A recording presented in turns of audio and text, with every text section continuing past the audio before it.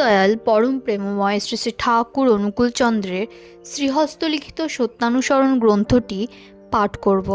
আজকের বাণীটিতে বলা হয়েছে, ধর্মকে জানা মানেই বিষয়ের মূল কারণকে জানা, আর তাই জানাই জ্ঞান। ওই মূলের দিকে অনুরক্তি ভক্তি, আর ভক্তির তারতম্য অনুসারেই জ্ঞানেরও তারতম্য হয়। যতটুকু অনুরক্তিতে যতটুকু জানা যায়, ভক্তি আর জ্ঞানও ততটুকু হয়। তুমি বিষয়ে যতটুকু আসক্ত হও, বিষয় সম্বন্ধে তোমার জ্ঞানও ততটুকু হয়। জীবনের উদ্দেশ্য অভাবকে একদম তাড়িয়ে দেওয়া, আর তা কেবল কারণকে জানলেই হতে পারে।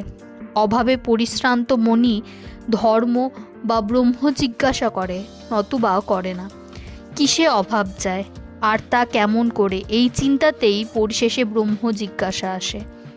যার ওপর বিষয়ের অস্তিত্ব তাই ধর্ম। যতক্ষণ তা জানা যায়নি, ততক্ষণ বিষয়কে ঠিক ঠিক জানা হয় নাই।